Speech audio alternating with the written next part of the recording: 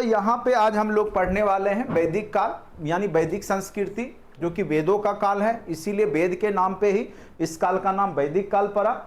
और इसका सर्वमान्य पीरियड 1500 से 600 ईस्वी पूर्व का है। ठीक है, 1500 से 600 ईस्वी पूर्व का काल है। इसको मुख्यतः दो भागों में बांटा गया है। एक पहला है आपका ऋग वैदिक काल और दूसरा है आपका उत्तर वैदिक काल। ठीक है, तो देखिए यहाँ पे आज जो इस संस्कृति के जनक कहे जाते हैं, जिसका अर्थ ही होता है श्रेष्ठ कुल का होना। ठीक है, और ये लोग सप्त सैंधव प्रदेश में आकर के बसे। कहा जाता है जो इसका जो मेन जो ये लोग कहाँ से आए थे मुख्य रूप से, तो ये लोग मध्य एशियाई देशों से आए थे। ठीक है, मैक्स मुलर ने कहा है ऐसा बात। तो ये लोग आकर के सबसे पहले भारत का जो सप्त सैंधव प्रदेश है, जैसे मान के चलिए भारत है, तो भारत का ये वाला जो पार्ट है, इस एरिया में ये लोग आकर के, चूंकि भारत पाकिस्तान उस समय तो सेम ही था, तो ये वाला जो एरिया था सिंधु नदी, सप्त सैंधव प्रदेश, जो सिंधु और उसकी 7 सहायक नदी हैं, उसी के किनारे आकर के ये भी बसे थे। ठीक है, तो यहाँ पर हम लोग देखेंगे कि जो वैदिक काल है उसको दो भागों में बांटा गया है। सबसे पहला काल है ऋग वैदिक काल, यानी ऋग का अर्थ ही होता है ऋक, ऋक से ही ऋग बना है। आप लोग संधि विच्छेद में पढ़े होंगे, क का ग हो जाता है, और ऋक मतलब होता है श्लोक। ऋक मतलब क्या होता है? श्लोक। यानी जब देवताओं की स्तुति में श्लोक लिखे जाते थे, प्रार्थना का संकलन हुआ, तो उसी का जो संकलन है वो ऋग्वेद में हुआ। और सबसे प्राचीनतम ग्रंथ जो है वैदिक सभ्यता का, ऋग्वेद को ही माना जाता है, जिसमें 1028 श्लोक है, सूक्त हैं, यानी श्लोक यानी ऋक है, ऋचा ऋक शब्द एक ही चीज है। ठीक है, 1500 से 1000 ईस्वी पूर्व का काल है। उसके बाद हम लोग 1000 ईस्वी पूर्व के आसपास लोहे का खोज हो जाएगा, और लोहे का जब खोज होगा तो बहुत ज्यादा परिवर्तन देखने को मिलेगा। जो यह आरंभिक समाज समता मूलक समाज था, जो आरंभिक समाज जो है नैतिक मूल्यों पर आधारित समाज था, उसमें बदलाव आएगा, जातिवाद आएगा, जो आखंड है, पाखंड है, आडंबर है, ये सब आपको यहाँ पे दिखाई देगा। ठीक है, तो उत्तर वैदिक काल जो है 1000 से 600 ईस्वी पूर्व का काल क्या कहलाता है? आपका उत्तर वैदिक काल कहलाता है। और इसमें मेन रूप से जो 3 ग्रंथ हैं उसकी रचना हुई, सामवेद, यजुर्वेद, अथर्ववेद। ठीक है, सामवेद गायन संबंधी वेद है, जिसमें सारे गामा पाधा नी, ये जो 7 स्वर हैं, सामवेद से ही आया है। ठीक है, साम सोम देवता को भी समर्पित है, साथ साथ 9वें मंडल में इसका चर्चा किया गया है। ठीक है, और सामवेद जो गाते थे उसको उद्गाता कहा जाता था। क्या कहा जाता था? तो उद्गाता कहा जाता था। सामवेद जो लोग बोलते थे, गाते थे, उद्गाता। ठीक है, उसके बाद आपका जो है होत्री कहा जाता था, जो ऋग्वेद को पढ़ते थे। यजुर्वेद जो है आपका, ये कर्मकांडीय वेद है, यज्ञ से ही यजु बना है, यज्ञ। ठीक है, यज्ञ हवन के जो कर्म कांड थे, किस प्रकार से यज्ञ में जो विधि विधान था, वो सब की चर्चा यहाँ पे की गई है। इसके जो है कृष्ण पक्ष और शुक्ल पक्ष 2 भागों में विभक्त किया गया है, और इसको जो है गद और पद दोनों में लिखा गया है। कई बार पूछेगा कौन ऐसा वेद है जिसको गद और पद दोनों में लिखा गया है, तो याद रखिएगा, गद मतलब होता है कहानी, पद मतलब होता है श्लोक, कविता के रूप में। तो यजुर्वेद एक ऐसा वेद है जिसको गद और पद दोनों में लिखा गया है। ये सब एकदम याद रखिएगा, डायरेक्ट रूप से पूछ देता है। ठीक है, कौन ऐसा वेद है जिसको गद और पद दोनों में लिखा गया है? तो ये यही है आपका यजुर्वेद। ठीक है, तो यहां तक समझ गए होंगे। और इसको जो गाते थे उसको अधर्व्यू कहा जाता था। क्या कहा जाता था? अधर्व्यू। तो कई बार ये भी पूछ देता है अधर्व्यू किसको कहा जाता था? तो जो यजुर्वेद का जो है उच्चारण करते थे उसको अधर्व्यू कहा जाता था। ठीक है, अब आते हैं, नेक्स्ट है आपका अथर्ववेद। अथर्व जो है अथर्वा ऋषि के नाम पे पड़ा है। ये जो है आपका वशीकरण मंत्र, जादू, टोना, टोटका, जो सब आप लोग जानते होंगे, चिकित्सा संबंधी वेद इसको कहा जाता है। कई बार पूछ देगा इनमें से कौन सा चिकित्सा संबंधी वेद है? तो अथर्ववेद, जादू, टोना, टोटका, वशीकरण मंत्र। कई बार आप देखते होंगे हर एक जगह दीवार पे वशीकरण, या न्यूज़पेपर में भी आपको जो एडवर्टाइज आता है, वशीकरण किसी को करना है तो मंत्र के सहारे वहां करवाया जाता है। ठीक है, भले वो ठग रहते हैं, लेकिन इन सब मंत्रों का उच्चारण जो है यहाँ पे अथर्ववेद में मिलता है। ठीक है, उसके बाद यजुर्वेद गद और पद दोनों में रहता है, ये याद रखना है। यज्ञ संबंधी कर्मकांड संबंधी वेद है, जितना भी कर्मकांड है उसका चर्चा इसमें यजुर्वेद में किया गया है। सामवेद जो है भारतीय नाट्य शास्त्र का जनक कहिएगा तो, जो नृत्य है, नाच है, गाना है, ये सब सामवेद से ही आया है। सारे गामा पा धा नी, जो आपका 7 स्वर है उसका जनक सामवेद को ही कहा जाता है। तो कुल मिलाकर के ये क्वेश्चन आपको कई बार पूछ देता है, इसलिए हमने पहले ही इसको चर्चा कर दिया, ठीक है। अब देखिए सहायक ग्रंथ भी थे जो कि इसको समझने के लिए, वेदों को समझने के लिए सहायक ग्रंथ भी बनाए गए थे। वो था आपका ब्राह्मण ग्रंथ, आरण्यक, चूंकि वनों में जो ऋषि मुनि रह करके रचना करते थे ग्रंथ का, उसको आरण्यक कहा गया है। उपनिषद, यानी उपनिषद का अर्थ होता है कि ऋषि मुनियों को निकट में बैठ करके ज्ञान अर्जित करना, और उपनिषद जो है ये मेन रूप से दार्शनिक धारा है। कहने का अर्थ है जो कर्म कांडीय जो उत्तर वैदिक काल में बढ़ जाता है उसको दूर करने के लिए यहाँ पर उपनिषद के निर्माण किए जाते हैं। जैसे मुंडकोपनिषद आपने पढ़ा होगा, सत्यमेव जयते, सत्य की हमेशा जीत होती है, ठीक है। कंठोपनिषद जिसमें यम एवं नचिकेता की कहानी का जिक्र किया गया है। तो इस प्रकार से आप उपनिषद को भी पढ़ते हैं, ठीक है। तो उपनिषद ये सब सहायक ग्रंथ उत्तर वैदिक काल में केवल और केवल ऋग्वेद ही जो ऋग्वेदिक काल में निर्माण किए गए, बाद बाकी जितने भी ग्रंथ थे वो सर बीपीएससी वालों का वशीकरण करें। अच्छा, वशीकरण तो है ही, बीपीएससी को तो वशीकरण में करके रखे ही हैं। जो क्वेश्चन बोले थे जिस टाइप से वही टाइप का पूछा, कहाँ अलग पूछा, वशीकरण में तो है ही। अब आप लोग बात को नहीं मानते, आप लोग को वशीकरण में करना पड़ेगा। आप लोग वशीकरण का मंत्र का यूज नहीं कर रहे हैं, ठीक है। कहाँ पूछा अलग, आप देखिए तो 9-10 का क्वेश्चन देखें स्टेट का, आइए बीपीएससी का 11-12 का देखिए जरा, एक भी वैसा क्वेश्चन नहीं मिलेगा जो कि क्लास में हम चर्चा नहीं करते हैं। खास करके हिस्ट्री में तो टोटल का टोटल क्वेश्चन हमारा पढ़ाया हुआ है।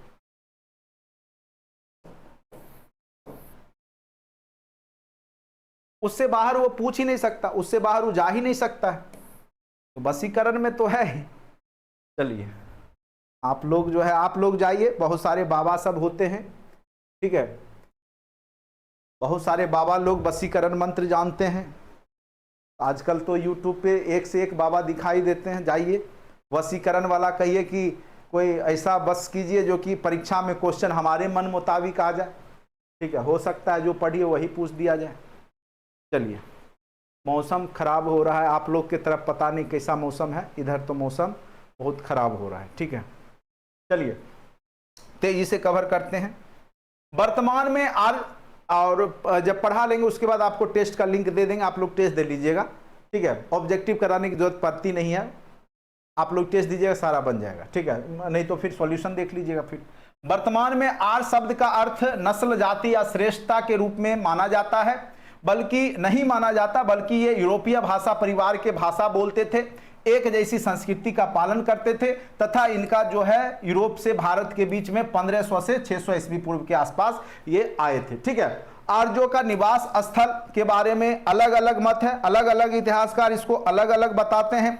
जैसे कई बार पूछ देगा कि किसने बताया है, किस विद्वान ने बताया है कि जो आर्य लोग थे वो जर्मनी से आए थे, तो पेका एवं हर्ट जो है उन्होंने बताया ये जर्मनी से आए आर्य लोग। सर गेल्स ने बताया डेन्यूब नदी, सब यूरोप को ही बता रहा है। सब क्या बता रहे हैं, ये सब यूरोप से ही आए, यानी जो भी अच्छे लोग थे वो बाहर से आए, या बाद बाकी यहाँ के मूल निवासी आदिवासी जो है वो तो कोई मतलब कह सकते हैं कि किसी काम के ही नहीं थे। इतिहासकार हर हमेशा प्रयास करते हैं कि ये लोग बाहरी थे, जो अच्छे लोग आए। जैसे सिंधु घाटी सभ्यता के भी लोगों को क्या बताया कि मेसोपोटामिया के थे, यूनान के थे, बाहर से आए। उसी प्रकार से यहाँ पर भी उन्होंने दिया ये डेन्यूब नदी जो कि यूरोप की, आपको पता होगा यूरोप की नदी है, वहां से आए। तिलक जो थे बाल गंगाधर तिलक, ये बताते उत्तरी ध्रुव से आए, ठीक है। दयानंद सरस्वती बोलते हैं ये थोड़ा नजदीक ले गए, बोले ये तिब्बत से आए। दयानंद सरस्वती ने भी इतिहास का अध्ययन किया है और उन्होंने भी लिखा है। अविनाश चंद्र दास हैं, उन्होंने बोला ये सप्त सैंधव प्रदेश जो 7 नदियों का है वहीं पे के निवासी हैं। लेकिन सर्वमान्य जो है वो मैक्स मुलर का है, जो कि रेड कलर में लिखा गया है, ये लोग मध्य एशिया से आए, मध्य एशिया जो कि इराक ईरान में पड़ता है, वहां से ये लोग आए। ऐसा इन्होंने इसलिए कहा क्योंकि वहां पे जो बुक जो कोई अभिलेख मिला उसमें जिन देवताओं का जिक्र इंद्र का, वरुण का किया गया है, नासत्य, वरुण, इंद्र, ये सब देवताओं का, अग्नि, उसी प्रकार से वैदिक सभ्यता में भी सेम टू सेम देवताओं का जिक्र ऋग्वेद में किया गया है। ठीक है, तो इसलिए सबसे मान्यता जो है इसी को मिला, क्योंकि देवता जब सेम है तो ये लोग होंगे भी सेम ही। ठीक है, तो मैक्स मूलर का जो मानना है मध्य एशिया से आए, ये सर्वमान्य है, ये सर्वाधिक इसमें माना जाता है।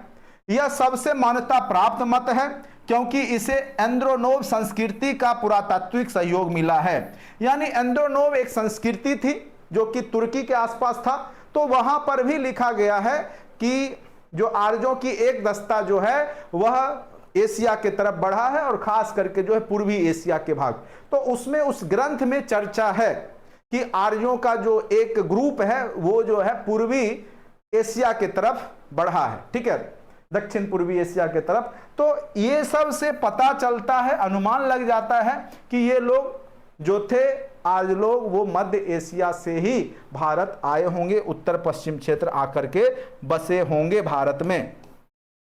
अब देखिए ये थोड़ा सा चित्र बना करके हमने दिखाने का प्रयास किया है। ठीक है, तो यहां पे देखिए ये आपका जो है यूरोप पड़ेगा, इधर आपका भूमध्य सागर है, ये तुर्की है, यूरोप से ही सटा पाट है। इराक, ईरान, पाकिस्तान, अफगानिस्तान होते ये लोग जो है खैबर दर्रा से भारत पहुंचे थे, जम्मू कश्मीर में। ठीक है, तो इस माध्यम से ये लोग भारत आए और सबसे पहले ये इसी क्षेत्र में भारत का जो उत्तर पश्चिम वाला पार्ट है, जहां पे आर्य लोग जो इससे पहले जो सभ्यता थी, सिंधु घाटी सभ्यता भी मेन रूप से इसी एरिया में था, तो इसी एरिया में आकर के ये लोग भी बसते हैं। ठीक है, तो ऐसा जो है मानना है और इसके जो अभिलेख मिले हैं, और वो अभिलेख के बारे में कई बार जिक्र कर देता है एग्जाम में, कौन से अभिलेख में जो देवताओं का जिक्र मिला जिससे पता चला कि आर्य लोग मध्य एशिया से आए, तो वो अभिलेख का नाम था बोगजकोई अभिलेख।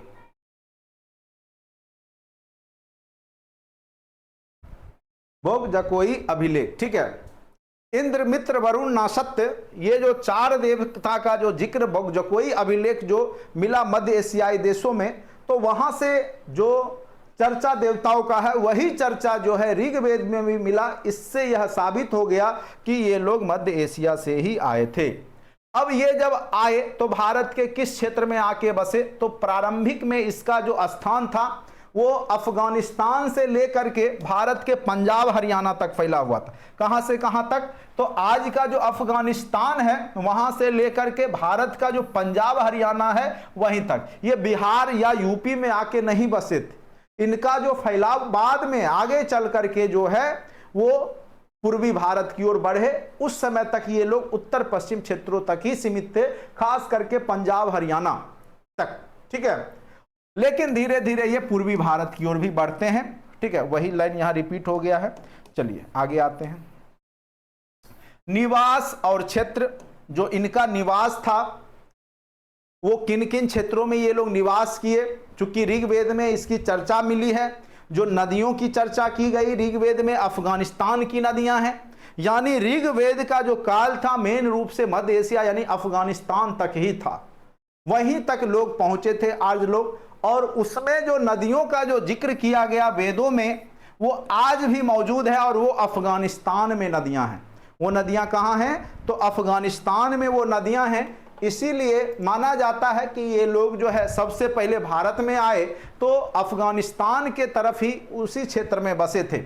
जैसे इन्होंने जो ऋग्वेद में चर्चा किया है गोमल, गोमल का अर्थ होता है गोमती, गोमल, गोमल जो है वो गोमती नदी वर्तमान में है, ये वर्तमान नाम है जो कि वेद में है। सुवास्तु जो कि अभी स्वात नदी, कुंभा जो कि काबुल है अफगानिस्तान में है, कुर्रम जो कि कुर्मू नदी, तो ये सब नदियों का जिक्र जो वेदों में किया गया वो आज भी मौजूद हैं।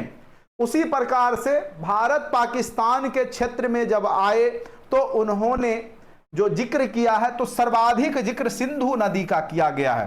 सर्वाधिक जिक्र अगर पूछेगा किस नदी का वैदिक सभ्यता में ऋग्वेद में किया गया है तो सिंधु नदी का किया गया। लेकिन अगर पूछे कि नदी तमा किसको कहा जाता था, नदियों में सबसे उत्तम, तो सरस्वती नदी को कहा जाता था, जो कि वर्तमान में आप देखते होंगे घग्घर नदी भी कहलाती है। तो सरस्वती नदी को नदी तमा कहा जाता था। अगर पूछे नदी तमा कौन था तो सरस्वती नदी, सरस्वती नदी नदी तमा कहलाती है, जबकि सिंधु नदी का सर्वाधिक चर्चा हुआ है। तो कई बार लोग कंफ्यूज हो जाते हैं, ठीक है। आर्य सप्त सैंधव प्रदेश, यानी इसको देव योगी प्रदेश भी ये लोग कहते थे।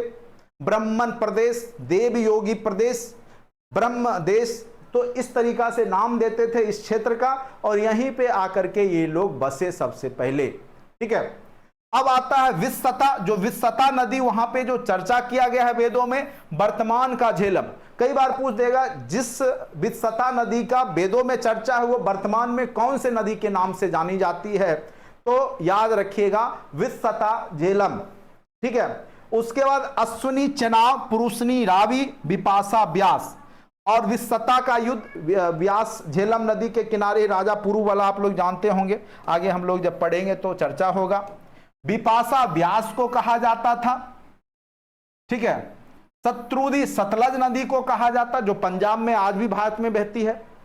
सरस्वती वर्तमान में विलुप्त है, लेकिन इसको माते तमा या नदी तमा कहा जाता था। माता के समान इस नदी को माना जाता था, पूजा जाता था, ठीक है। माते तमा भी कहा जाता था सरस्वती। तो यहां से एक सर्वाधिक प्रयोग किस नदी का हुआ है शब्द का, सिंधु का, और माते तमा नदी तमा, ये इंपॉर्टेंट लाइन बनता है, आप लोग याद रखिएगा।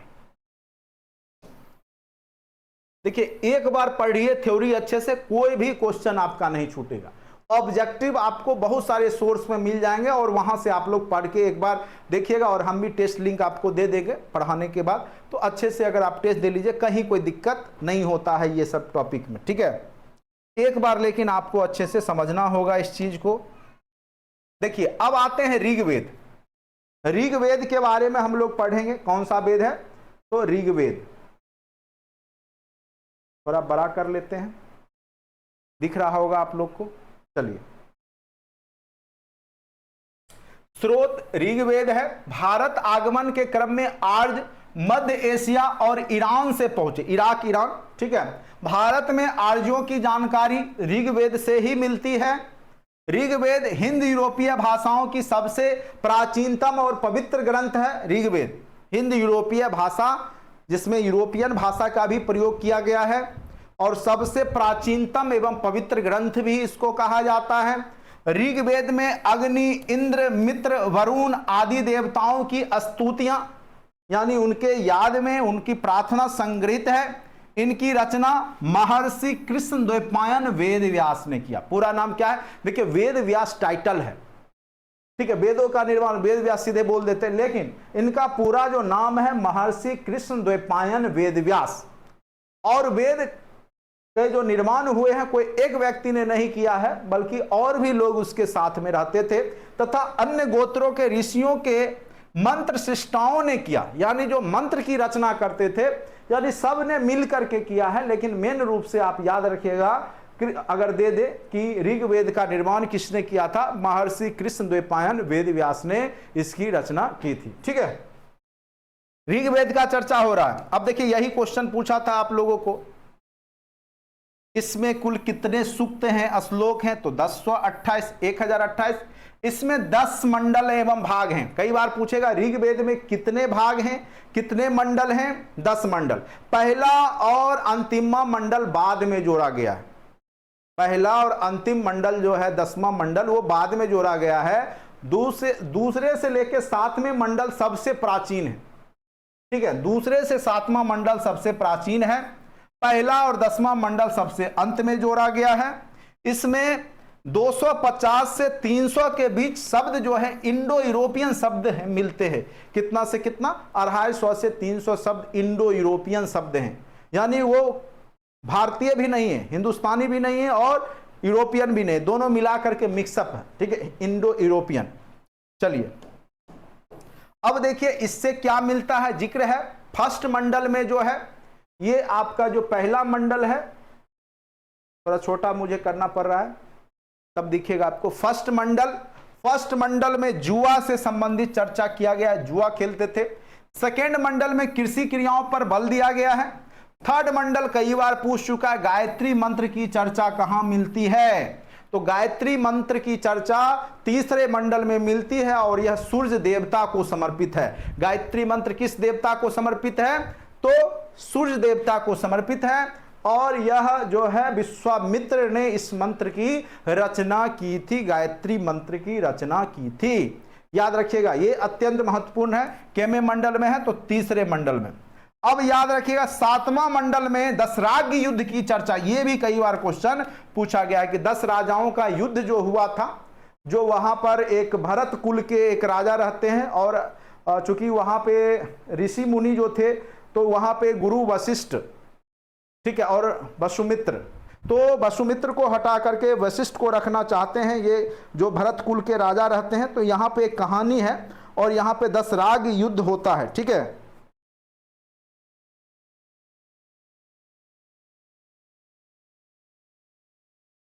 विश्वामित्र और वशिष्ठ, ठीक है, सुदास थे भरत कुल के, सुदास, राजा सुदास जो है गुरु वशिष्ठ को रखना चाहते थे, लेकिन विश्वामित्र थे वो यहाँ विरोध करते हैं, लेकिन लास्ट में राजा सुदास की ही जीत होती है और फिर जो है भरत कुल का ही वहाँ पे शासन होता है। तो ये चर्चा जो 10 राजाओं के युद्ध की चर्चा है और वरुण देवता की पूजा की जो चर्चा है, वरुण जो थे समुद्र जल के देवता थे, ठीक है, तो ये आपको 7वें मंडल में ही मिलेगा, ठीक है। उसके बाद 9वां मंडल सोम को समर्पित है, सोम देवता, और खास करके एक जो प्रसिद्ध वाक्य है कि मैं कवि हूं, मेरे पिता वैद्य हैं और मेरी माता अनाज पीसती है, इसकी चर्चा किया गया है। यानी यहीं पे जाति का निर्माण हो चुका था, यानी ऋग्वेद के अंतिम काल में कह सकते हैं कि जाति का निर्माण देखने को मिलता है। लेकिन यह जो जाति जो है वो जन्म आधारित नहीं था बल्कि कर्म आधारित था, यानी एक ही परिवार के लोग तरह तरह के काम कर रहे हैं। मैं कवि हूं यानी पढ़ाने का काम, ज्ञानी का काम कर रहा है, पिता वेद हैं, चिकित्सक हैं, मेरी माता अनाज पीसती है जो कि शूद्रों का काम कर रही है। तो इस प्रकार से एक ही परिवार के कई लोग अलग अलग तरीका से काम कर सकते थे, कर रहे थे। तो इसकी चर्चा 9वें मंडल में मिलता है। 9वां मंडल सोम को समर्पित है, ठीक है। सोम खास करके ये आयुर्वेद चिकित्सा के देवता थे, खास करके आगे चल करके जो आप लोग सोमपान समझते हैं ना, दारू मदिरा ये सब जो है सोम ही शब्द से बना है, ठीक है। तो सोम देवता को समर्पित है।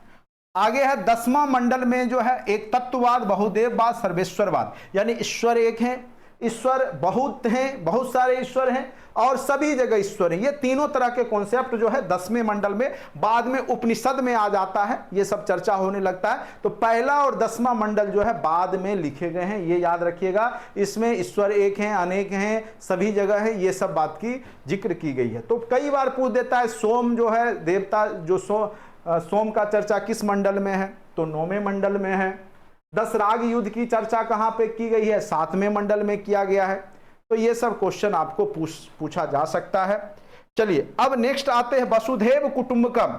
जो शब्द है वसुधैव कुटुंबकम, पूरा विश्व ही परिवार है, वो भी 10वें मंडल में ही चर्चा है। पुरुष सूक्त में वर्ण व्यवस्था की उत्पत्ति का सिद्धांत 10वें मंडल में ही पुरुष सूक्त है और उसमें सबसे बड़ी बात क्या बताया गया है? वर्ण व्यवस्था की उत्पत्ति, यानी वर्ण, रंग के आधार पर लोगों को विभाजित किया गया।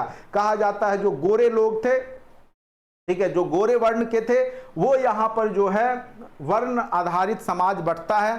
ब्राह्मण, क्षत्रिय, वैश्य, शूद्र, यानी कलर के आधार पे शुरुआत में बांटा गया था, ना ही उस समय जन्म के आधार पे, ना ही कर्म के आधार पे, कलर, रंग के आधार पे लोगों को बांट दिया गया था, ठीक है।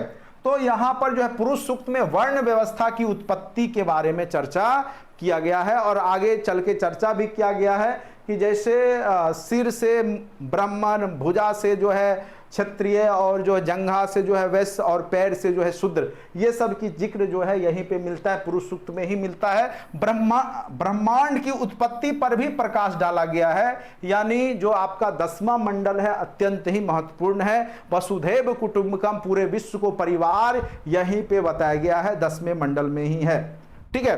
तो ये था आपका ऋग्वेद, जिसमें कि विभिन्न जो जानकारियां लिखी गई उस समय, जो साहित्य के प्रमाण मिले हैं उसमें इन सब चीजों का चर्चा किया गया है। तो ये आपका 1 से 10वां मंडल में कोई ना कोई क्वेश्चन पूछे जा सकते हैं आपके एग्जाम में, इसीलिए आप लोग जो है इसको अच्छे से जरूर देखिएगा, निश्चित रूप से आपके एग्जाम के लिए ये महत्वपूर्ण है। ठीक है, किन्हीं को कोई दिक्कत भी है यहां तक?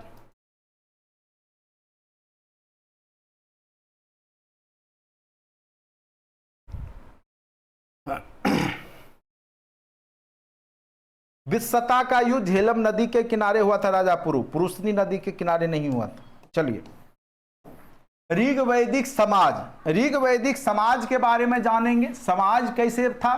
तो यह लोग मुख्यतः कबीलाई समाज था।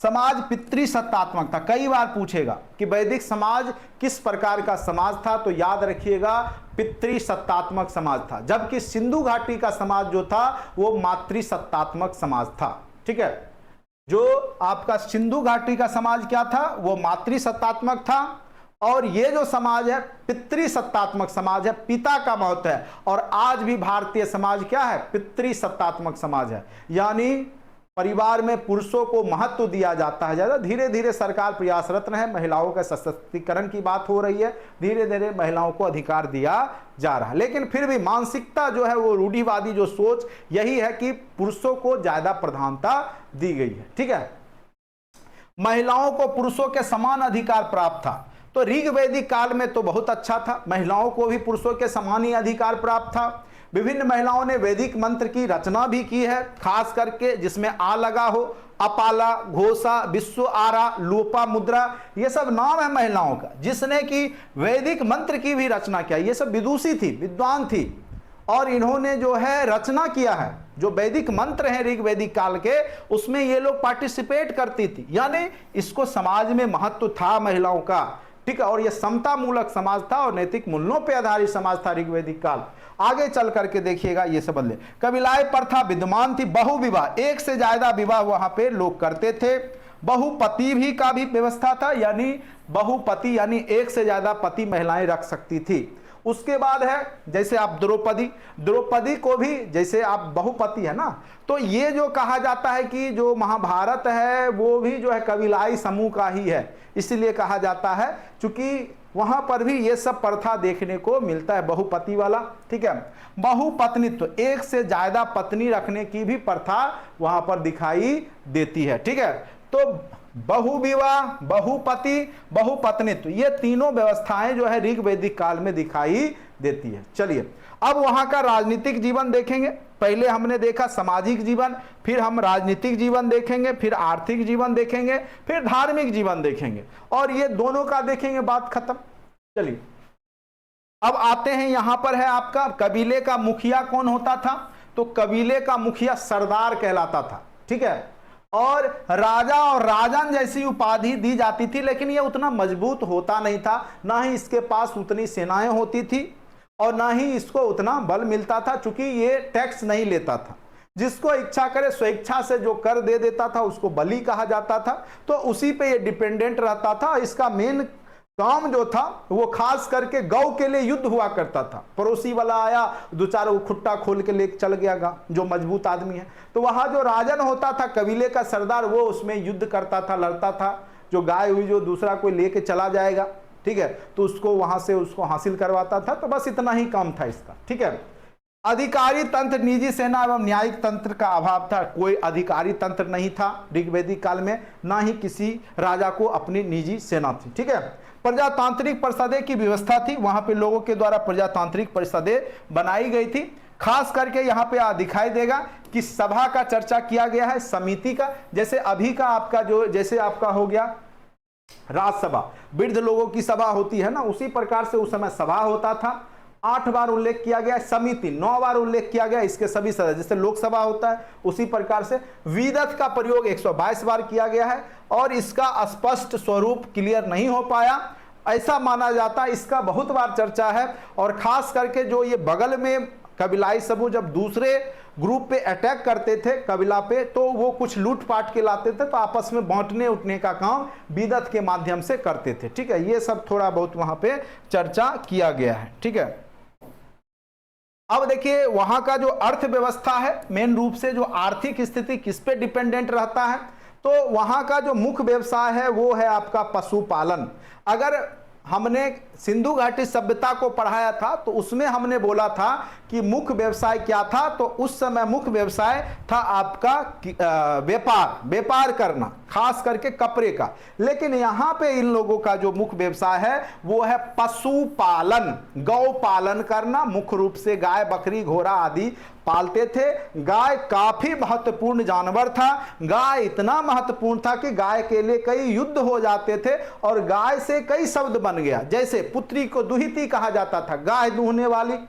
गोधूली, समय को गोधूली आज भी कहते हैं, गोधूली वेला। गविष्ट युद्ध को कहा जाता था और राजा को गोप कहा जाता था। यानी गाय से इतने शब्द बन गए थे, क्योंकि गाय सबसे महत्वपूर्ण। यानी जो लड़की वाला भी जाता होगा, लड़के वाला कहता होगा कितना गाय है, जिसके पास 100, 150, 200 गाय होता होगा उसका शादी तुरंत हो जाता होगा। जैसे अभी सरकारी नौकरी, आप लोग जिनका शादी नहीं हुआ है अभी, मास्टर बनिए, देखिए कितने लोग आएंगे आपके पास। क्यों? क्योंकि सरकारी नौकरी हो जाएगा। ठीक है, तो उस समय क्या था, गाय ही समाज का सबसे महत्वपूर्ण धन था। जिसके पास जितना गाय होगा, युद्ध भी होता था तो गाय के लिए ही होता था। अभी तो युद्ध जो है मारा मारी नौकरी के लिए हो रहा है। वो बोलता है उसका डॉक्यूमेंट गड़बड़ है, तो वो मतलब लोग चाह रहे हैं कि दूसरे को हटा करके हम नौकरी ले लें। नहीं, किस तरह का से दूसरा कोई छट जाए और हमें नौकरी हो जाए, पूरा प्रयासरत है। खामखा परेशान है और आयोग को बेवकूफ़ समझते हैं। तो इतना आयोग बेवकूफ़ है नहीं जितना आप लोग इजीली समझ लेते हैं। ठीक है, बीपीएससी है, वो हर एक चीज़ देख करके ही रिजल्ट देगी और हर एक जांच करके ही देगी। लास्टों लास्ट उसी को देगी जो फाइनली सब कुछ से सही होगा, जान लीजिएगा। ये आप डीबी समझ गए कि अभी हो गया तो क्या हो गया, नहीं हुआ है। अभी आपका डॉक्यूमेंट उनके पास गया है, अब उस पर वो धीरे धीरे करके जांच करेंगे और उसके बाद जो है, हाँ, रिजल्ट में हो सकता है कुछ लोग जो है गलती वाले भी आ सकते हैं, लेकिन आगे जब फिर डॉक्यूमेंट होगा तो फिर वहां पे वो जो है उनको छांटी दिया जाता है। ठीक है, चलिए, यह द्वितीय व्यवसाय था कृषि। मुख्य फसल यह जो था बुआई, जुताई, कटाई। ठीक है, तो ये व्यवस्था थी, ये सब होता था। कई लोग डॉक्यूमेंट वेरिफिकेशन को लेकर के बहुत ज़्यादा चिंतित हैं कि पार्शियल वेरिफिकेशन हो गया, ये सब। देखिए, ऐसा कुछ भी नहीं है कि डॉक्यूमेंट में अगर कोई प्रॉब्लम हो गया तो आपको नौकरी नहीं देगी सरकार, ऐसा कुछ भी नहीं होता है। अगर आप सही हैं तो आपको मौका मिलेगा, बस वहां पे जाके आपको साबित करना पड़ेगा।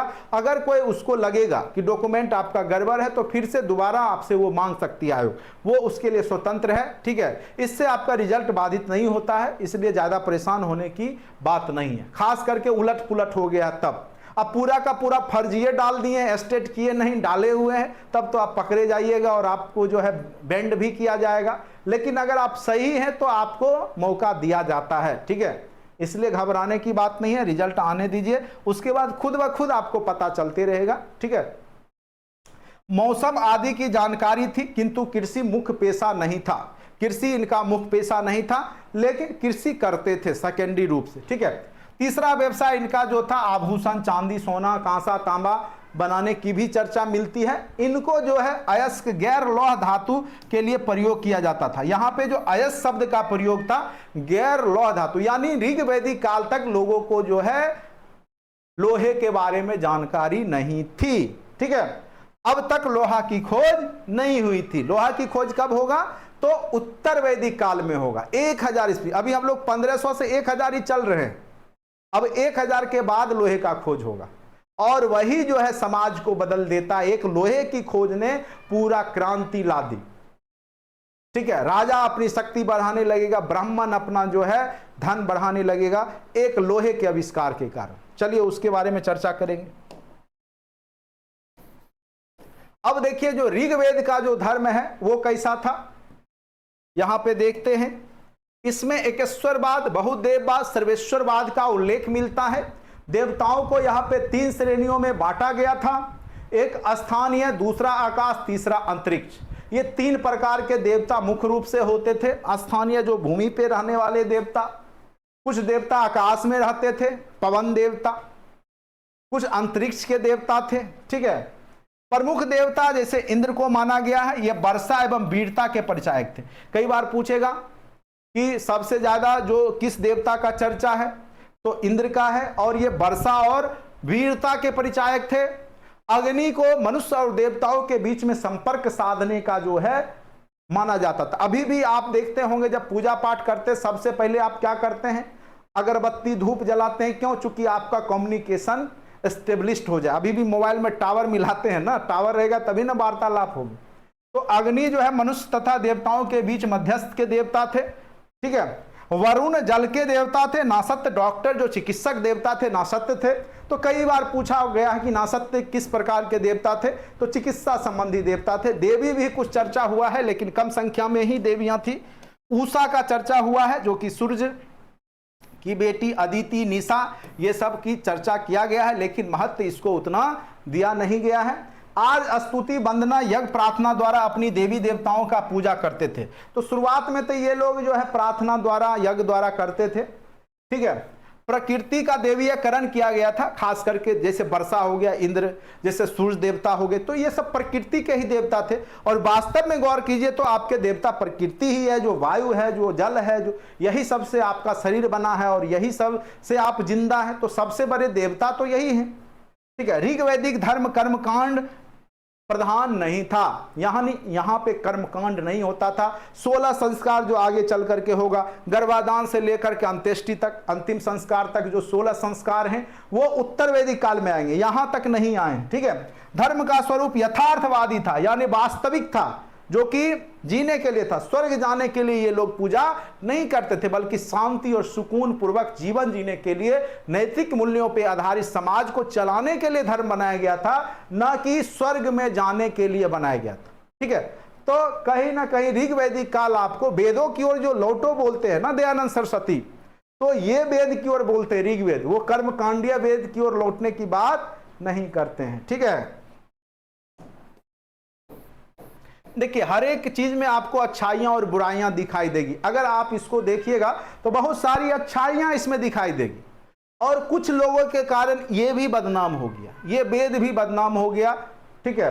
कई बार आप लोग मनु स्मृति का चर्चा करते हैं, कई लोग उसका विरोध करते हैं। देखिए शुरुआती चरण के जितने भी वेद हैं वो नैतिक मूल्यों को, समाज को चलाने के लिए बनाए गए थे, ठीक है। आगे चल करके कुछ जो होते हैं लोग, जैसे कोई जरूरी नहीं है कि विद्वान है, पंडित है तो उसका बेटा भी ज्ञानी और महामानव ही हो जाएगा। कई बार क्या होता है कि उपद्रवी भी हो जाता है, ठीक है। तो रावण भी तो ब्राह्मण कुल का ही था, लेकिन किस प्रकार का था पूरा आप लोग जानते हैं। तो उसी प्रकार से यहाँ पे अगर आप वैदिक सभ्यता को भी देखिएगा तो आपको उत्तर वैदिक काल में कर्मकांडीय धारा आती है, लेकिन फिर आगे चल करके उसमें भी सुधार देखने को मिलता है। तो इसको आप लोग अच्छे से समझिएगा। आप उत्तर वैदिक काल, ठीक है, उत्तर वैदिक काल, तो ऋग वैदिक काल आपका अच्छे से कंप्लीट हो गया है। अब हम लोग उत्तर वैदिक काल पे आएंगे।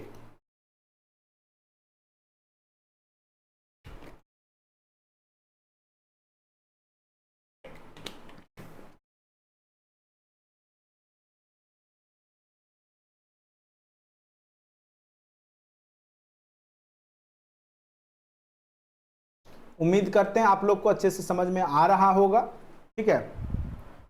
और जो लोग लाइव नहीं आते तो बाद में भी आकर के अपना देख लिया कीजिए, एक बार सुन लीजिएगा ना, उसी में आपका काम बन जाएगा। History, geography, polity, social science वाले को तो दिक्कत ही नहीं है, दौरा दौरा के बनाइएगा, क्वेश्चन देखिएगा, दोहराइएगा, ठीक है। अब बात को नहीं मानिएगा तो अलग बात है। उत्तर वैदिक काल, अब 1000 से 600 ईस्वी पूर्व का काल क्या है? उत्तर वैदिक काल है, यानी ऋग्वेद के बाद का जो काल क्या कहलाता है? आपका उत्तर वैदिक काल कहलाता है। ऋग्वेद के बाद का जो काल क्या कहलाता है?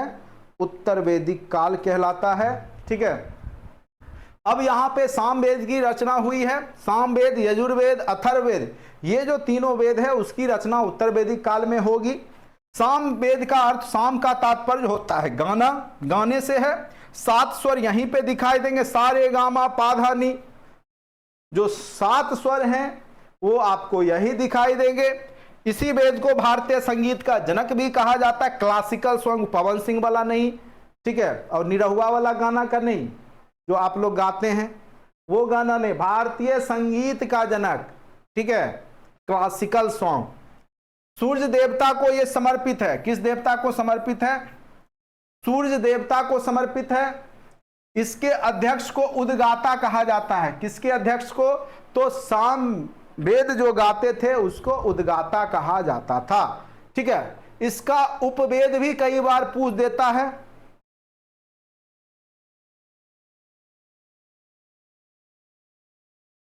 क्या लिखा? ऐसन हो कि नाम में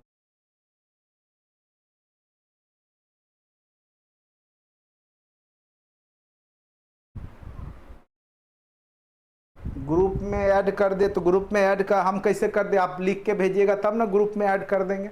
आपको तो हम बोल ही रहे कि नाम लिख करके भेजिएगा, प्रियम शर्मा आपका नाम है, लिख के भेजिएगा, हम ऐड कर देंगे। अब क्या करें?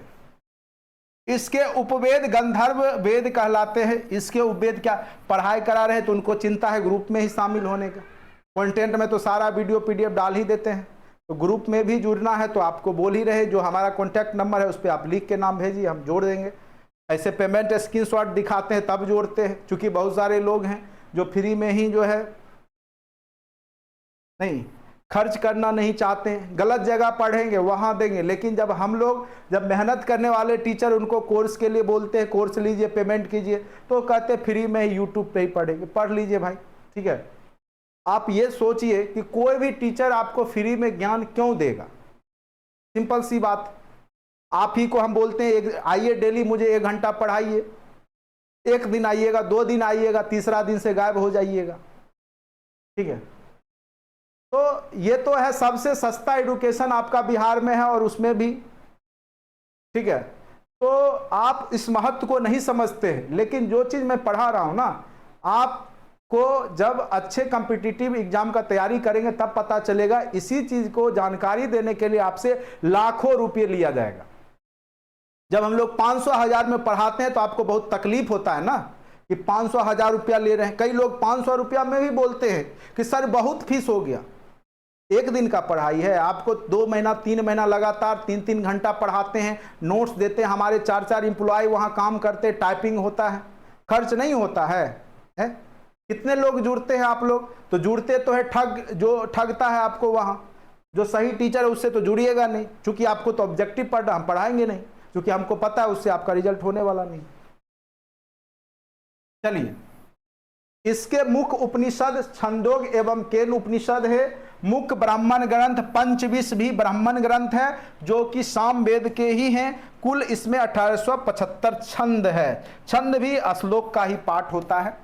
चलिए अब आते हैं यजुर्वेद। इसको हमने बताया ही, इसमें कर्म कांडों का संकलन है। यजुर मतलब यज्ञ से याद रखिएगा, यज्ञ एवं बलि के दौरान जो किए जाते हैं विभिन्न विधियां, उसकी चर्चा किया गया है। यह गद्य और पद्य दोनों में है। यह मुख्यतः 2 भागों में बांटा गया है, कृष्ण यजुर्वेद और शुक्ल यजुर्वेद। ठीक है, अब आते हैं हम लोग चर्चा करते अथर्ववेद। ये सब तो पहले ही हमने बोल दिया। इसमें 20 अध्याय है, 731 सूक्त है। ये पूछ सकता है, इस बार पूछा आपको ऋग्वेद तो अगली बार पूछ देगा अथर्ववेद में कितने सूक्त हैं, कितने श्लोक हैं। तो 731 श्लोक है, सूक्त हैं। ठीक है, अब यहां भेज रहे हैं, आप हमारे नंबर पे भेजिएगा, आप अपना नंबर नहीं, आप व्हाट्सएप चलाते हैं ना, हाय हेलो करके भेज दीजिएगा। बस आप हाय हेलो प्रियम लिख के भेज दीजिएगा, हम जोड़ देंगे। चलिए, वशीकरण, जादू टोना, भूत प्रेत तथा औषधियों से संबंध मंत्र वर्णन है इसमें। किसमें? तो अभी तुरंत हमने चर्चा किया अथर्ववेद में।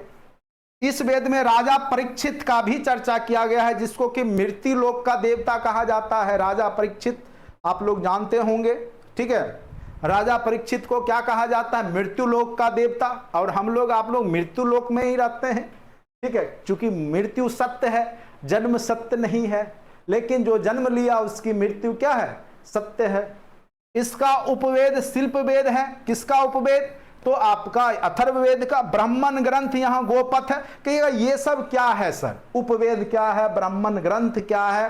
तो देखिए, वेदों को समझाने के लिए, जैसे किताब पढ़ते हैं आप व्याकरण या कोई भी, तो कोई जरूरी नहीं कि आपको समझ में आ जाए, तो उसको समझाने वाला भी कुछ किताब होता है। जैसे इतिहास तो आप एनसीईआरटी में लिखा हुआ पढ़ लेते, तो हम जो नोट्स दिए उसका क्या काम है? तो हम क्या करेंगे, उसको समझाने के लिए आपको उस तरीका से रिप्रेजेंट कर देंगे। ठीक है, तो वही सब वेदांग बनाए गए, वेदों को समझने के लिए ब्राह्मण ग्रंथ बनाए गए। ठीक है, तो सहायक ग्रंथ है। उपनिषद में मेन रूप से यहाँ पे मुंडकोपनिषद है, प्रश्नोपनिषद है, कंठोपनिषद है, ये सब आपका अथर्ववेद से ही संबंधित हैं। अब आ जाइए आरण्यक। आरण्यक मूलतः ब्राह्मणों के प्रशिष्ट के रूप में जाने जाते हैं और इसे वनों में चूंकि रचा गया इसीलिए इसको आरण्यक कहा गया, यानी वनों में इसको बनाया गया था, लिखा गया था, इसीलिए इसको आरण्यक कहा गया। आरण्य मतलब ही होता है अभयारण्य, बोलते हैं अन्य, आरण्य जंगल वन, ठीक है। आरण्यक की संख्या 7 है, कई बार पूछ देता है कितने आरण्यक हैं, तो आरण्यक 7 हैं। जैसे ऐत्रेय, तैत्तिरीय, बृहदारण्यक, ठीक है। अब देखिए उपनिषद। उपनिषद कई बार पूछ देता है। उपनिषद का अर्थ होता है ऋषि मुनियों के नजदीक बैठ के अध्ययन करना, ज्ञान अध्ययन करना। यह उत्तर वैदिक काल में उपनिषद की रचना किया गया, जब कर्मकांड बहुत ज्यादा समाज में फैल गया था, जातिगत भेदभाव बढ़ गया था, तो उस समय उपनिषद का निर्माण करके जातिगत जो भेदभाव है उसको दूर करने का प्रयास किया गया। यह भारतीय दर्शन फिलॉसफी का स्रोत है। इसकी कुल संख्या 108 है। अगर पूछे कि उपनिषद की कुल संख्या कितनी है, तो यह याद रखना है आपको 108 उपनिषद है। कितने उपनिषद है? तो 108 उपनिषद है, ठीक है। आप लोग को हमने एक 127 या कुछ पेज का जो है हिस्ट्री का मटेरियल दे दिया, वॉल्यूम 1, वॉल्यूम 2, बाद में वॉल्यूम 2 वाला पढ़ा रहे। वॉल्यूम 1 में आपका वर्ल्ड हिस्ट्री और मॉडर्न हिस्ट्री दोनों कंबाइंड रूप से दिए गए हैं, अच्छे से पूरा संकलन कर दिया गया, ऑब्जेक्टिव थ्योरी सबको। तो आपको हमने व्हाट्सएप ग्रुप में भी डाल दिया और आप कंटेंट में भी वर्ल्ड हिस्ट्री के जो मटेरियल है उसमें देखिएगा, तो डायरेक्ट इकट्ठे प्रिंट करवा लीजिएगा, जिससे आपको मॉडर्न और वर्ल्ड थोड़ा थोड़ा आप लोग पढ़ना शुरू कर दीजिए। बाद बाकी प्राचीन इतिहास और मध्यकालीन इधर से शुरू हो रहा है, उधर से समझा रहेगा, तुरंत में कवर हो जाएगा। यानी हम चाहते हैं कि इस मंथ जाते जाते आपका जो है लगभग इतिहास फिनिश हो जाए अच्छे से, ठीक है। अगला महीना में और हिस्ट्री जब कंप्लीट हो जाएगा तो पॉलिटी ज्योग्राफी में ज़्यादा टेंशन लेने का बात होता नहीं है, ठीक है। तो यहाँ पे आप लोग को थोड़ा सा टाइम टेकन हो जाता है, चूंकि बहुत सारा चैप्टर है और बहुत ज़्यादा याद भी रखना पड़ता है इन सब तथ्यों को। अब देखिए कंठोपनिषद, कई बार यह क्वेश्चन पूछा गया है। तो कंठोपनिषद में आप लोग कहानी पढ़े होंगे, यमराज और नचिकेता की कहानी बचपन में पढ़े होंगे, जिसमें कि नचिकेता का जो पिता रहता है अपने पुत्र को ही कहता है कि दान में दे दिया, यम को दान में दे देता है, तो यम आ भी जाते हैं लेने के लिए, ठीक है। तो उसी का संवाद बहुत ही पितृभक्ति कह सकते हैं, ठीक है, पिता और पुत्र के बीच का जो कह सकते हैं वो यहाँ पे दिखाई देता है। मुंडकोपनिषद में सत्यमेव जयते शब्द का उल्लेख किया गया। सत्यमेव जयते शब्द, सत्य की जीत होती है, कहाँ पे किया गया, कई बार पूछे गए हैं, मुंडकोपनिषद में किए गए हैं। अब उत्तर वैदिक काल के समाज को देखेंगे। सबसे पहले देखेंगे ये लोग किस क्षेत्र में रहते थे। उत्तर वैदिक काल आते आते तो ये लोग ब्रह्मवर्त यानी कुरुक्षेत्र के आसपास, यानी हरियाणा पंजाब के आसपास पहुंच गए थे। इसको ये लोग ब्रह्म ऋषि देश के नाम से भी पुकारते थे, यानी गंगा यमुना दोआब वाला क्षेत्र, यानी आपका हरियाणा पंजाब वाला क्षेत्र जो है, गंगा यमुना जो आपका मेन रूप से दिल्ली का एरिया कह सकते हैं। आर्यावर्त उत्तर भारत के क्षेत्र को कहा जाता था, और मध्य प्रदेश विंध्य से लेकर के हिमालय तक के क्षेत्र को क्या कहा जाता था? मध्य प्रदेश कहा जाता है। इनको दक्षिण भारत के बारे में उतनी जानकारी नहीं थी और ये लोग दक्षिण भारत गए भी नहीं, यानी मध्य प्रदेश तक ये लोग विंध्य से लेकर के हिमालय तक की जानकारी रखते थे। सामाजिक जीवन देखिए, अब यहाँ पे बहुत ज्यादा आपको दिखाई देगा, ठीक है। समाज जो है यहाँ पर जो है कबीलाई जीवन परित्याग कर ये अस्थायी जीवन में प्रवेश करते हैं, ठीक है। तो पहला जो था ऋग वैदिक काल का समाज क्या था? कबीलाई। तो अब ये लोग जो कबीलाई समूह से, जो जनजातीय समूह है उससे ये धीरे धीरे हट करके, कबीलाई जीवन से हट करके, परित्याग करके, कबीलाई मतलब घूमते टहलते अपना जीविकोपार्जन करना, खास करके ये लोग ग्रामीण सभ्यता से जुड़े थे, यानी इनकी घरें मिट्टी की बनी होती थी, झोपड़ी की बनी होती थी, ठीक है। कबीलाई जीवन का परित्याग कर धीरे धीरे ये लोग अस्थायी जीवन जीने लगे। उसके बाद समाज टूट करके 4 वर्णों में विभक्त हो गया, ब्राह्मण, क्षत्रिय, वैश्य, शूद्र। पुजारी जो वर्ग था वो ब्राह्मण कहलाता था, शासक वर्ग क्षत्रिय कहलाता था, वैश्य व्यवसायिक वर्ण को कहा जाता था, शूद्र अन्य तीनों की जो सेवा करते थे उनको शूद्रों की श्रेणी में रखा गया था, ठीक है। क्षत्रिय और वैश्य को द्विज कहा जाता था। इन्हें ही जो है मुंडन संस्कार या जो भी संस्कार करने का, उपनयन संस्कार, मुंडन संस्कार, जनेऊ धारण करने का अधिकार इन्हीं को था। किनको? तो जो लोग यहाँ पे उपनयन धारण यानी जनेऊ धारण जो होता है, जनेऊ आप आज भी जानते होंगे, भारतीय खास करके बिहार में तो बहुत ज्यादा, ठीक है। अदर स्टेट में तो उतना हम नहीं देखते हैं धार्मिक प्रकोप धर्म का, लेकिन बिहार में ये सब होते रहता है, जनेऊ, उपनयन। तो ये केवल जो है ब्राह्मण, क्षत्रिय और वैश्य को ही धारण करने का था, ठीक है। महिलाओं एवं शूद्रों को उपनयन से वंचित किया गया, उनको जनेऊ धारण नहीं करने दिया गया, शूद्र और महिलाओं को नीचा दिखाया गया। महिलाओं की स्थिति में बहुत ज्यादा गिरावट आएगी। ऐत्रेय ब्राह्मण ग्रंथ में पुत्री को दुखों का कारण बताया जाने लगा। अब देखिए आगे वैसे लोग जो कि अब अपना जो है यहाँ पे जैसे आप देखते हो कि ईसाई धर्म में भी पादरी करते थे, उसी प्रकार से आपके जो वैदिक साहित्य के जो उत्तर वैदिक काल में हम लोग देखते हैं, तो ऐत्रेय ब्राह्मण में पुत्री को क्या बताया गया? बेटी को दुखों का कारण बताया गया। बहु विवाह तो था ही, साथ साथ नियोग प्रथा भी जारी रही। नियोग मतलब होता है जब पति की मृत्यु हो जाए तो उस स्थिति में उसका विवाह उसी के घर में किसी अन्य सदस्य, भाई वगैरह से कर दिया जाता था। गोत्र की स्थापना हुई। गोत्र किसको कहते थे? यानी जो सामूहिक रूप से उनका जो परिवार होता था, कबीलाई समूह जो भी थे, वो लोग एक जगह जो है गौ को रखते थे, पालते थे, तो एक जगह इकट्ठा, जैसे 10 परिवारों का अगर एक टोला है तो उनका गाय एक जगह बनता था और उसी को गोत्र कहा गया, गाय से, यानी जिनका किस गोत्र के थे, जिनका गाय सामूहिक रूप से एक जगह बनता था, ठीक है।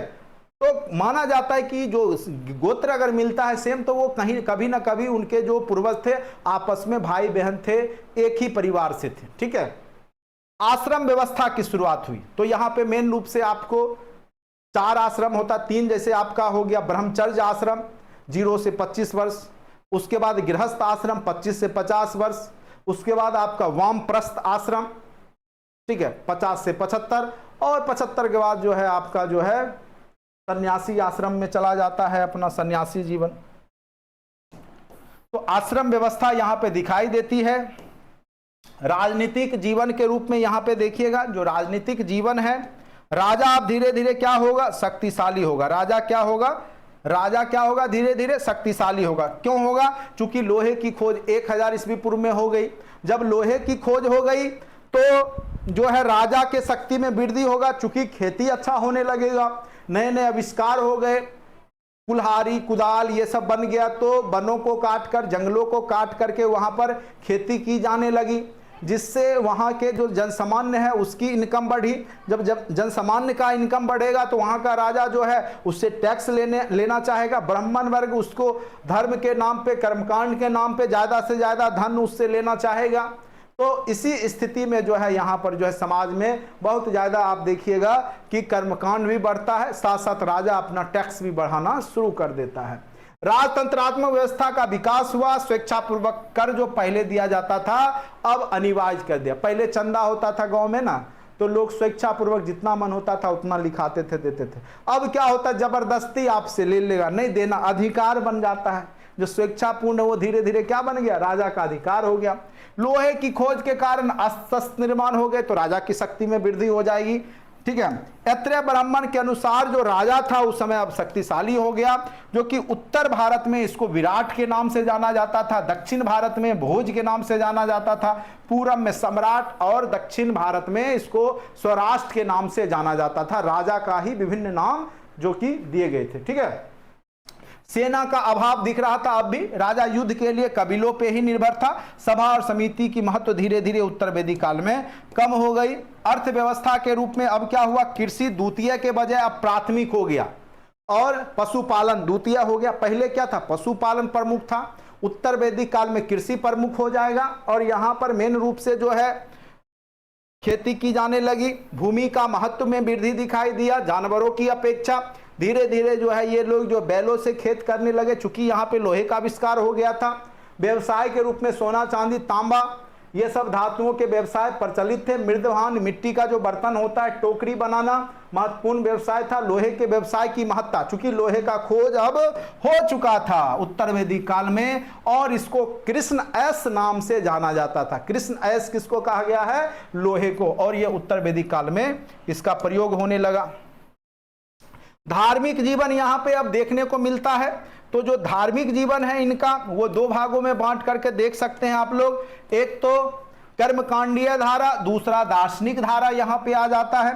कर्मकांड तंत्र मंत्र पशु बलि यज्ञ पर अधिक बल दिया करते थे, ठीक है। वही उपनिषद धारा में इसे उपनिषद की धारा कहा गया। दार्शनिक धारा को क्या कहा गया है? उपनिषदों की धारा कहा गया है। विभिन्न देवी देवताओं को यज्ञ के माध्यम से पूजा प्रचलन बढ़ा। देवी देवताओं का पूजा पाठ ज्यादा से ज्यादा होने लगा।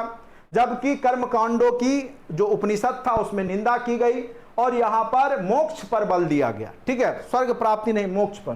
प्रजापति, विष्णु, ब्रह्मा, रुद्र जो कि पशुओं के देवता थे, रुद्र जिसको कि पूषण भी कहा जाता है आगे चल के, पूषण देवता जो कि शूद्रों के देवता थे, इन तीनों को एक साथ स्थापित किया गया। यानी ब्रह्मा विष्णु महेश, जो प्रजापति हैं ब्रह्मा को ही कहा जाता था, विष्णु और जो रुद्र है शिव को, ये तीनों एक साथ स्थापित हुए। कब? तो उत्तर वैदिक काल में, त्रिदेव। उसके बाद उपनिषद में यज्ञ को टूटी हुई नौका के समान बताया गया, यानी चढ़िएगा तो डूबिएगा, ये ठीक है। यानी यज्ञ करने से कोई फायदा है नहीं, ऐसा उपनिषद में लिखा गया, ठीक है। महत्वपूर्ण तथ्य को देखेंगे। ऐत्रेय ब्राह्मण जो है राजत्व का देवी है, उत्पत्ति का सिद्धांत दिया है। पुत्री को दुखों का कारण किस ग्रंथ में बताया गया है? तो याद रखिएगा, ऐत्रेय ब्राह्मण ग्रंथ में पुत्री को दुखों का कारण बताया गया है। पंचविश ब्राह्मण, विष तांड ब्राह्मण, इसमें प्राकृतिक आपदाओं का चर्चा किया गया है।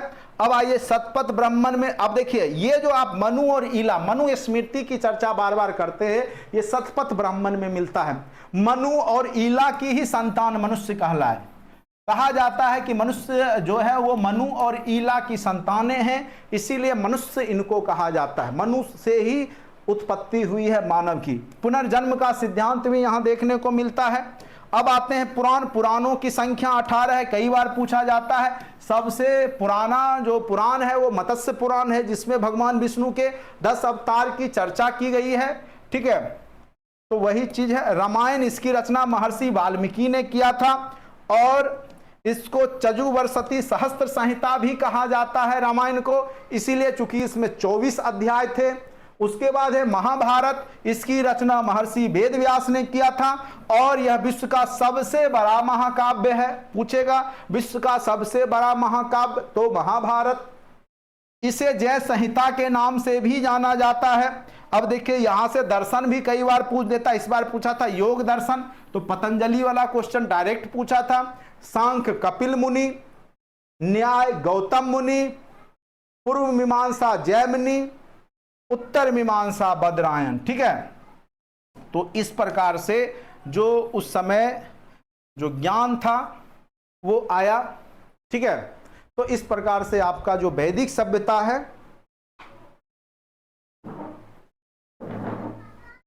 समाप्त हो गया आपका, ठीक है। उम्मीद करते हैं कि आप लोग को अच्छे से समझ में आया होगा।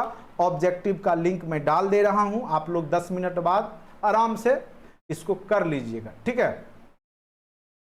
तो उम्मीद करते हैं कि आपको समझ में आया होगा। नहीं समझ में आया तो दोबारा वीडियो को देखिए, ठीक है।